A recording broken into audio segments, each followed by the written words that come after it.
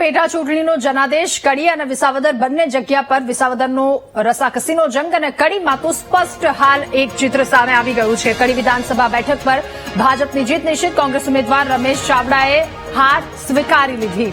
ત્યારે હાર સ્વીકારતા રમેશ ચાવડાએ આરોપ લગાવ્યા છે। રમેશ ચાવડાએ આરોપ લગાવતા કહ્યું કે કાચની દિવાલ કરી અને ગણતરી કરાઈ, આ વાત ખોટી છે। આ સુનિયોજિત કાવતરું કહી શકાય। રમેશ ચાવડાએ પોતાની હાર સ્વીકાર્યા બાદ આ વાત તેમના દ્વારા જણાવવામાં આવી। ત્યારે કડીમાં ચિત્ર સ્પષ્ટ હતું। ઘણા સમયથી ભારતીય જનતા પાર્ટી લીડથી આગળ પણ હતી। ચાવડા કે જેઓની હાર થઈ છે, રમેશ ચાવડા સાથે વાત કરીશું। રમેશભાઈ, હાર આપની થઈ છે, શું કહેશો એ બાબતે? શું કારણ આપ બતાવો? કહ્યું નહીં યાર, આ બધું મેં હવે જુદું। શું કહેશો આપ? આ કઈ રીતે જોઈ રહ્યા છો આ આખી ચૂંટણીને? અરે મારી હાર શક્ય જ નહોતી। હું તો અહીંયા ઘેરથી ડીજે વાળાને અને બધાને કહીને આવેલો, ડીજે વાળાને અને બધાને કહીને આવેલો કે ભાઈ ડીજે ને બધું લઈને આવી જજો, આપણે જીતવાનું છે। મારી હાર શક્ય જ નહોતી। ચૂક ક્યાં રહી ગઈ? ચૂક રહી ગઈ અહીંયા હું આજે કઉ છું એમાં। શેમાં એટલે શું તમે શું કહેવું છે? મને લાગે છે કે પાછળ જે દિવાલ છે એ કાચી દિવાલ, તમારે એવું પાસ કરવું જોઈએ। એની બારીઓ બધી કાચની બારીઓ છે જે તો વિસાવદરમાં આમ આદમી પાર્ટી ઉમેદવાર ગોપાલ ઇટાલિયાની જીત। વિસાવદરમાં રસાકસીનો જંગ અને હવે ચિત્ર સ્પષ્ટ। 20મા રાઉન્ડમાં અંતે ગોપાલ ઇટાલિયા 16,594 મતથી આગળ છે। ત્યારે આમ આદમી પાર્ટીને જનતાએ વિસાવદરમાં વધાવી લીધી છે। હવે માત્ર એક જ રાઉન્ડની ગણતરી બાકી છે અને ભાજપ ઉમેદવાર કિરીટ પટેલની વિસાવદરમાં હાર થઈ છે।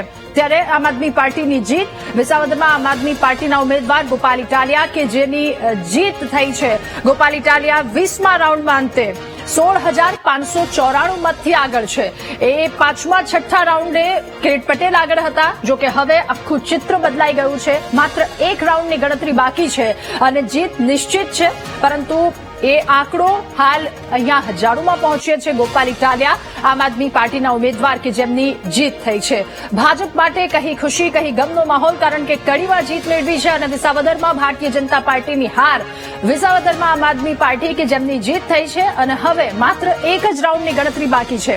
ત્યારે આમ આદમી પાર્ટીની જીત વિસાવદરમાં અને લોકોએ ફરી એકવાર આમ આદમી પાર્ટી પર વિશ્વાસ વ્યક્ત કર્યો છે। વિસાવદરમાં આમ આદમી પાર્ટીના ઉમેદવાર ગોપાલ ઇટાલિયા કે જેઓ જીત તરફ છે, માત્ર એક રાઉન્ડની હવે વાર છે। 16,594 મતથી ગોપાલ ઇટાલિયા કિરીટ પટેલથી હાલ આગળ દેખાઈ રહ્યા છે અને હવે એક રાઉન્ડ બાકી છે એટલે જીત નિશ્ચિત છે।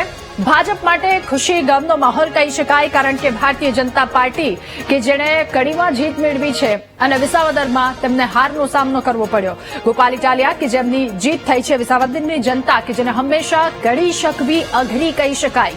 ગત વખતની ટર્મમાં ભૂપત ભાયાણી જ્યારે ઉભા હતા ત્યારે તેમને આમ આદમી પાર્ટીને જીત અપાવી હતી, પરંતુ એ આખા સમીકરણો બદલાયા। ભૂપત ભાયાણી ભારતીય જનતા પાર્ટીમાં આવ્યા ત્યારબાદ ફરી એકવાર અહીંયા ચૂંટણી અને ફરી એકવાર વિસાવદરની જનતાએ જે ખેડૂતોના સવાલ સમજી શકે અથવા તો જે પાયાના સવાલ તેમને લાગ્યું ત્યાં તેમને ફરી એકવાર જીત અપાવી છે। અને વધુ માહિતી મેળવીશું સંવાદદાતા ભાવેશ આજ મુદ્દે આપણી સાથે લાઈવ જોડાયા છે। ભાવેશ, એ જે રસાકસીનો જંગ 8મા 9મા રાઉન્ડમાં દેખાતો હતો, જો કે હવે ચિત્ર સ્પષ્ટ થયું છે। 16,000થી વધારે લીડથી આગળ ગોપાલ ઇટાલિયા દેખાઈ રહ્યા છે। હાલનો ત્યાંનો માહોલ શું છે?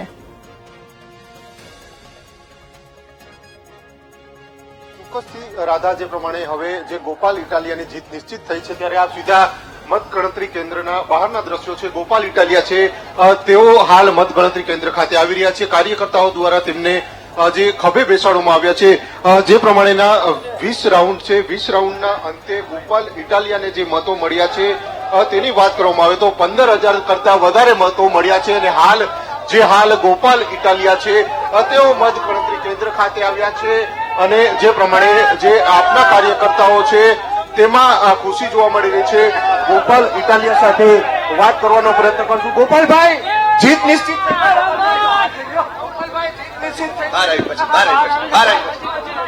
જે પ્રમાણે જે ગોપાલ ઇટાલિયાને ખભે બેસાડવામાં આવ્યા છે અને હાલ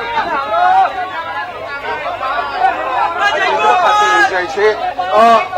20 રાઉન્ડ પૂર્ણ થયા છે અને 15,000 કરતા વધારે મતોની લીડ મળી છે।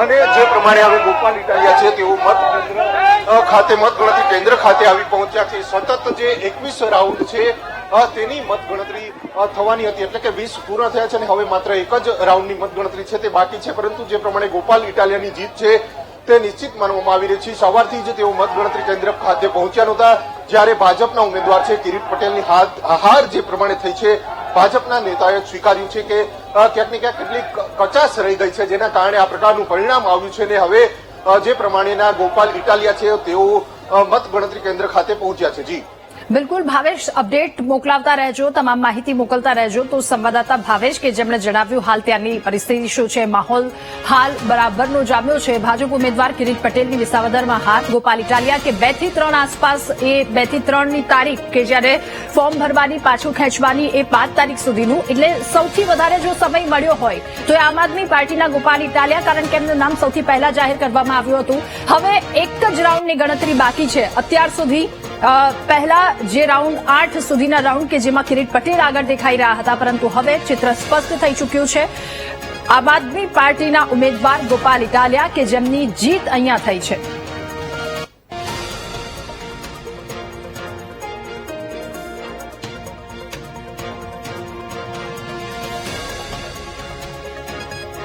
અને